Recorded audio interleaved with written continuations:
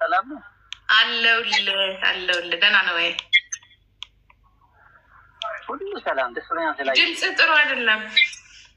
ነው ቆይ እንትኑን ላንሳውና መኪና ውስጥ ነው መሰለኝ።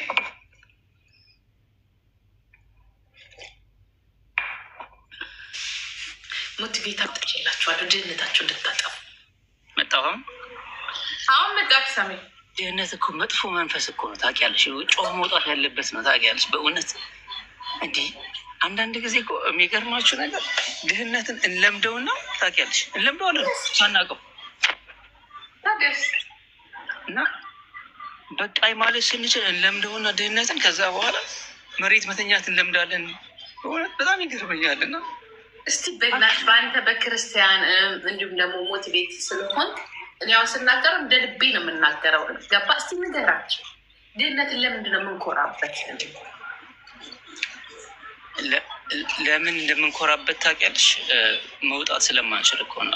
የእኛ ሀገር ሰው ሲተርት ኑሮ ካሉት መቃብር ይሞቃል ይላሉ። ታውቂያለሽ? እንዴት ሰው መቃብር ይሞቃል ብሎ ይኖራል? አይገርምሽም? በኢየሱስ እና እንትን ነው ምንድን ነው መውጣት ሲያቅተን ከዛ ራሳችን ካስገባንበት ከዛ ጉድጓድ መውጣት ሲያቅተን እንደምናደርግ ታውቂያለሽ? ኤክስኪውዝ እንፈልጋለን። በሃይማኖት መጽሐፍ ቅዱስ ኃይለም እንላለን። ከዛስ አፍሪካ ውስጥ ስላለው ነው እንላለን። ከዛስ በቃ አባቶቻችንም ስላላወረሱን ማናደርገው ማንሰጠው ምክንያት የለም። በቃኝ በሉ ድህነትን በጌታ በኢየሱስ እውነቴን እምላችሁ በቃኝ በሉ። ቆይ እንሽ አሁን ለምሳሌ ብዙ ሰዎች ውጭ ሀገር ይኖራሉ። አሁን ለምሳሌ ሀገር ቤት ሄዳችሁ እናት አባቶቻችሁን መጠየቅ አይናፍቃችሁ? ድሮ የምትወዷቸውን አጎቶቻችሁን መርዳት እየፈለጋችሁ ብዙ ነገር ማድረግ እየፈለግን አጥሮናለች። ለምን? እስ ማይንድ ሴት እኮ ገንዘብ እኮ ባንክ አይደለም ያለው። ባይዘው ብዙ ጊዜ ሰዎች ገንዘብ ባንክ ቤት ያለ ይመስላቸው። አይምሯችሁ ውስጥ ነው ገንዘብ ያለው። ይሄ እንትኑ እኮ ምንድን ነው? ይሄ ወረቀት እኮ ነው። ባይዘው ከማለት ይሄዱታል። ወረቀት እኮ ነው ገንዘብ የሚባለው። ባንክ የለም እዚህ ውስጥ ነው ያለው። እውነቴን ነው ብላችሁ እና በቃኝ በሉ።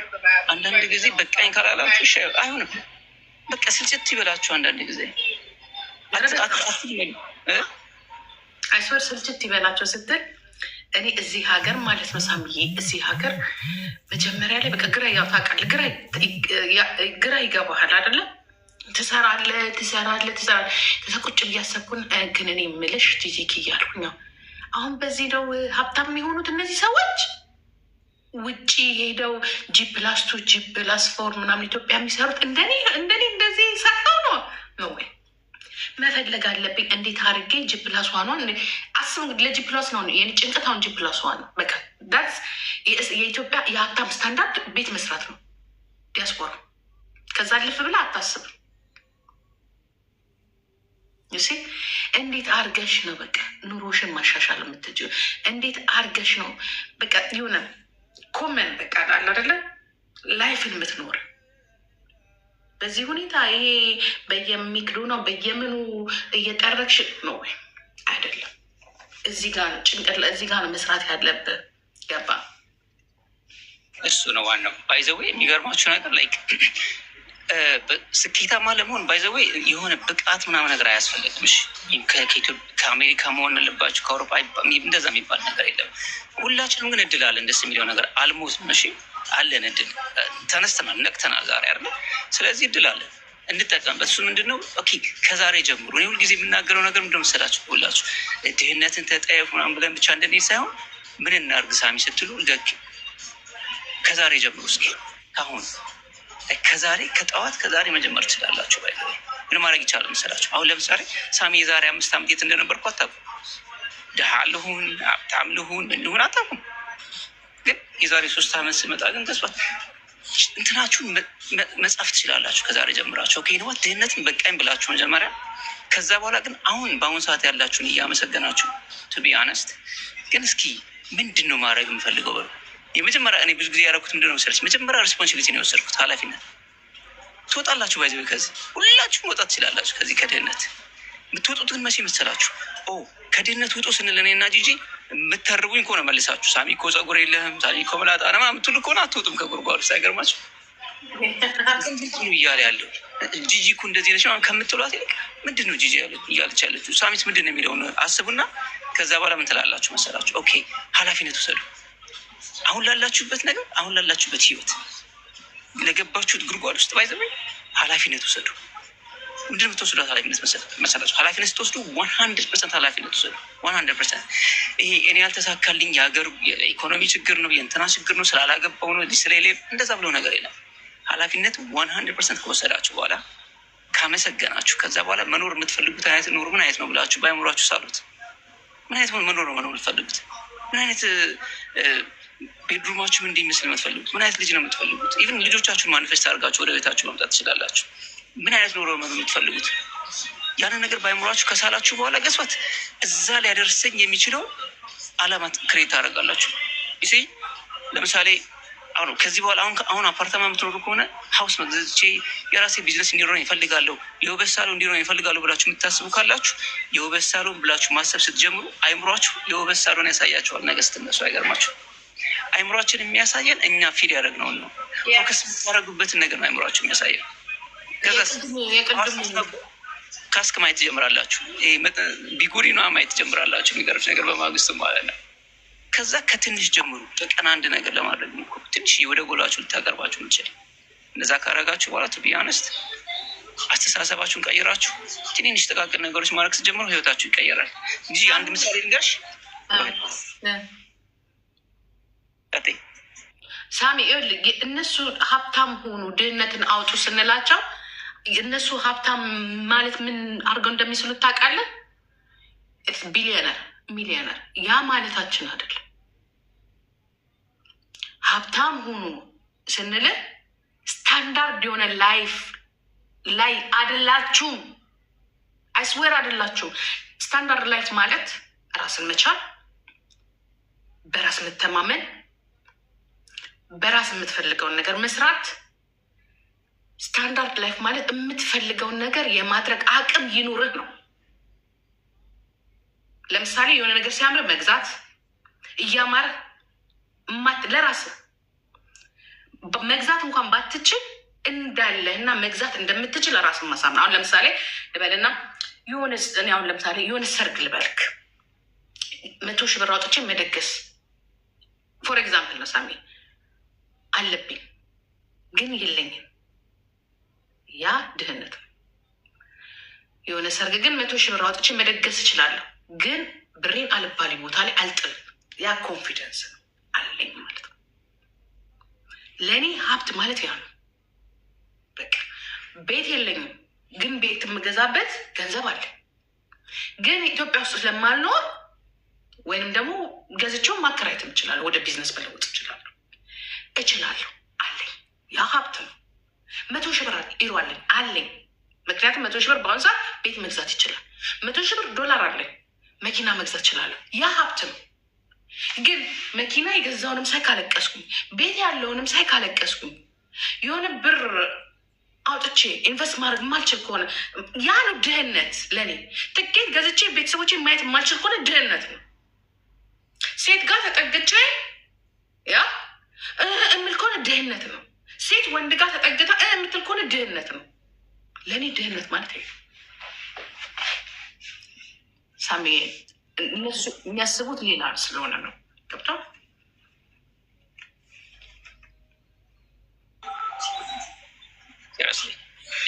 ይኸውልሽ ባይዘወይ በእኛ ህዝብም አይፈረድም። ለመሰለሽ እኛ ሀብታም ሲባል በአእምሯችን የሚመጣው ወይ አላሙዲን ነው እና አላሙዲን አይነት ሰዎች ናቸው። ሀብት እሱ አይደለም እኮ ሀብት ይሄ ማቴሪያሉ ሳይሆን ማቴሪያሉ ለማግኘት የምትሄዱበት ያ መንገድ ነው። ባይዘወይ ለምሳሌ አንድ ሰው ምን ይባላል መሰላቸው? $1 ሚሊዮን ለምሳሌ የሆነ ሰው እንኩ ብሎ ወርውሮ ቢሰጣችሁ እናንተ ስቲል ደሴም ሰው ናችሁ። ስቲል የምትበሉት ጃንክ ነው። ስቲል ሌት ነው የምተኙት። ስቲል አስተሳሰባችሁ ስቲል ምቀኝ እንደና ከሆነ $1 ሚሊዮን እኩል እናንተ ምንም አይጠቅማችሁም። ነገር ግን $0 ኖሯችሁ $1 ሚሊዮን ግን ለማግኘት በምትጓዙ ሰዓት የዛን ጊዜ ታጋሽ መሆን ስትጀምሩ፣ ለሰዎች ደግ መሆን ስትጀምሩ፣ ጠዋት መነሳት ስትጀምሩ እኔ የሚገርምሽ ነገር ከኔ ቢሊዮነሩ ለሊት ተነስቶ ስፖርት የሚሄድ ከሆነ እኔ ለምንድን ነው የማልሄደው? እነሱ አሁን ሀብት ማለት እኮ በእኛ እንትን ምን መሰለሽ፣ ሀብት ማለት በእኛ በቃ ብዙ ብር አጠራቅሞ ከዛ መተኛት ይመስለናል። አይደለም። ስሙ የአማዞን ሲኢኦ ሌሊት ተነስቶ ስፖርት ይሰራል። መስራት እኮ የለበትም። ይዘ ቢሊነር እኮ አይገርማችሁ? ዋው! እና ላይክ አይምሯችን ነው ይሲ አይምሯችሁ ሪች ሲሆን ገንዘቡ ይመጣል። ባይዘ ብዙ ጊዜ ሰዎች ከገንዘብ ነው የሚጀምሩት፣ ከባንክ ነው የሚጀምሩት። ከባንክ አትጀምሩ፣ ከገንዘብ አትጀምሩ፣ ከብድር አትጀምሩ፣ ከአይምሯችሁ ጀምሩ። ለምሳሌ ምን እናድርግ ነገ ብትሉ፣ ለምሳሌ ይነዋት ነገ ጠዋት ተነስታችሁ አመስግኑ። ሀብት ነው ያባዘ ይነዋት። ለሰው ደጉ ነው ሀብት ነው። ለራሳችሁ መልካምና ደጉ ነው ሀብት ነው። ይህም በራሱ ሰዎች እንዲሳካላችሁ ነገር እያደረጋችሁ እኔ ብዙ ስኬት ያገኙት በምንሆን ታውቂያለሽ ልጄ፣ ለሰዎች ስኬት ኢንፎርሜሽን በመስጠት የኔ ስኬት እየተሳካ ይመጣል። አይገርማችሁ? ሰው መልካም ነገር አስቡ እስኪ፣ ለእናንተም ራሱ ይሳካላችኋል። ስለዚህ የአይምሮ ሀብታም እንሆን። የአይምሮ ሀብታም ከሆነ ገንዘቡ ይመጣል። ባይዘወይ ገንዘብ በኋላ የሚመጣ ነገር ነው። ገንዘብን አታስቀድሙ። ሰላምን፣ ደስታን፣ መልካምነትን፣ አሜዚንግነትን አስቀድሙ። ከዛስ እንዴት እናድርግ ለምትሉ የአይምሮ ጤንነታችሁን ጠብቁ። የአይምሮ የአካልና የስፒሪቹዋል ይህ የመንፈስ ጤንነታችሁን ጠብቁ። እንዴት? እንቅልፍ ተኙ፣ ውሃ ጠጡ።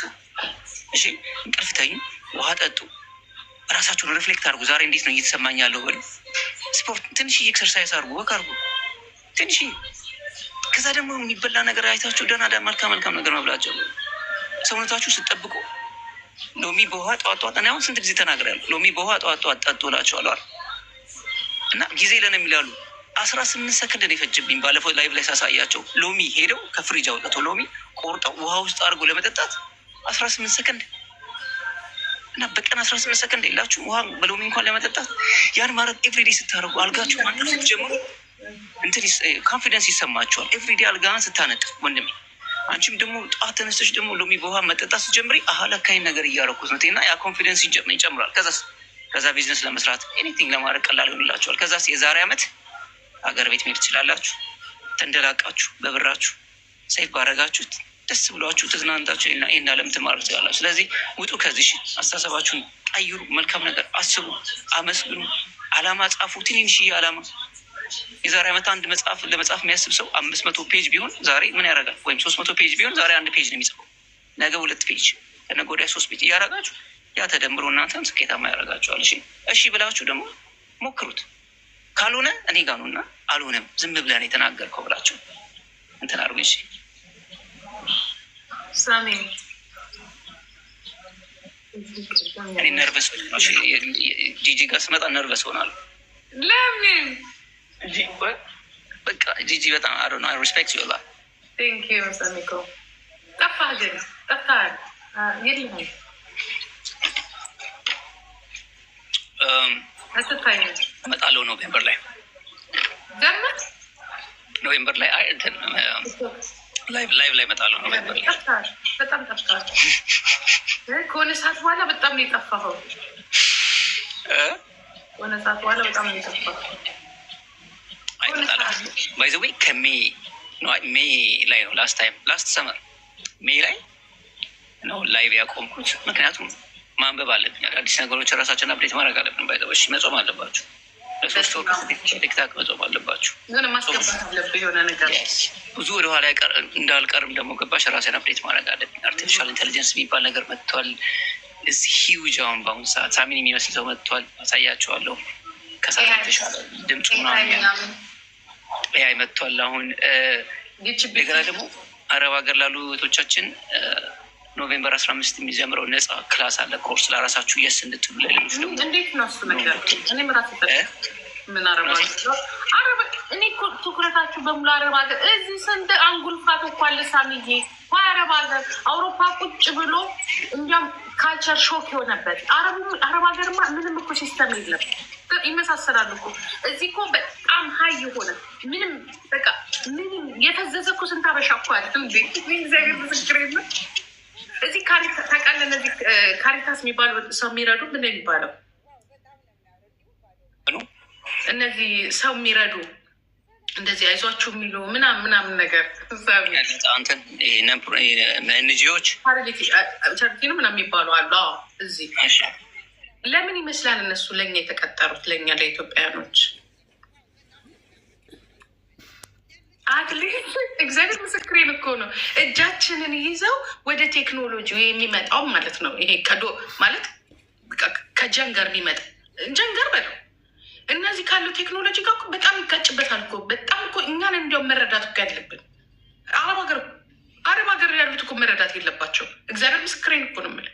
መረዳት ካለበት አውሮፓና አሜሪካን፣ እንዲያውም አሜሪካን ይሻላል። አሜሪካን አትሊስት 12ኛ ክፍል የጨረሱ ናቸው በብዛት ወደዛ የሚመጡት። ገባ? አትሊስት እዚህ እኮ የሚመጣው እኮ በሬውንና እንትኑን ቁጭ አድርጎ የበሬና የበሬ ማረሻ እንትኑ የለም ከጀንገር ውስጥ ይመጣና እግዚአብሔር ምስክሬን ነው የምልህ ምንም የማያውቁ ንጹህ ወረቀቶች መጥተው እዚህ ስንት እብድ እንዳለ ታውቃለህ? ግን ሳሚ ታውቃለህ?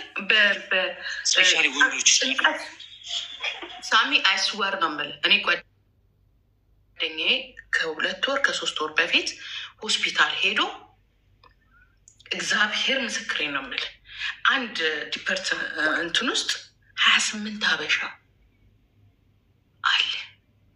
ለዚያውም እንደዚህ የታሰሩ አስበኋል እንዳለ ሆስፒታል ውስጥ ስንት ሊኖሩ እንደሚችሉ ኤርትራዊና ኢትዮጵያዊ ጭንቀት ብዙ እኮ ያላየናቸው እኮ እኛ እኮ እናንተ እኮ የምታዩት ኢትዮጵያ እንደዚህ ጦርነት አለ። እዚህ ያለው ጦርነት እንዳይመስል ልብስ ለብሰው ስለሄዱ ብቻ እንዳይመስልሳ ክራይም ውስጥ ብትላለን ብዙ ነገር ውስጥ አለ። ግን ዝም ነው ብዙ ነገር አለ። ትራንስሌት የሚያደርጉ አስተርጓሚዎችን ምናምን ስትጠይቅ ማውራት ስለማይፈቀድ የሰዎችን የሆነ ፕራይቬት የሆነ ነገር ያስቀጣሃል። ግን እንዲህ ስትሰማ በቃ በመደባደብ፣ በመጣላት፣ በመፋታት፣ በመገዳደል እንደዚህ ህፃናት ልጆችን ሴቶችን በመድፈር ህግ ባለማወቅ እስር ቤቱ እንዲሞልቶላል። ሴትን በመምታት ባል ሚስቱም ማለት ነው። መረዳት ካለብንስ እዚህ ነው መረዳት ያለብን ከሲስተሞች በመሆን ባይዘወይ የአረብ ሀገር እህቶቻችን እንኳን ይታወቃል ማለት እነሱ ተስፋ አላቸው። የሆነ ጊዜ እንኳን ሰርተው ቢሆን ኢትዮጵያ መሄድ ተስፋ ይኖራቸዋል ወይም ደግሞ ሌላ ሀገር ይላሉ። አውሮፓ ያሉት ግን እውነት ነው። አውሮፓ ያሉ ሰዎች እንግዲህ አለ የሚባል በቃ አሜዚንግ የሆነ ሀገር ቁጭ ብለሽ ዲፕረስድ ከሆንሽ ከዛ በኋላ ሌላ የለማ። ከጀርመን ሌላ የት አለ? ካልቸር ሾክ ማለት የሚመጡትና የሚጠብቁት የተወራው ምናምን ነገር። ከዛ በላይ ከባዱ ደግሞ ወደዚህ ሲስተም ውስጥ መግባት ትምህርት ያስፈልጋል። አሁን እንደ ድሮ አይደል፣ ሁሉ ነገር ኮምፒውተራይዝድ ነው። ቋንቋውን ሳይለምዱት እኮ እነሱ ኦልሬዲ ተስፋ ቆርጠዋል። በነገራችን ላይ ከባድ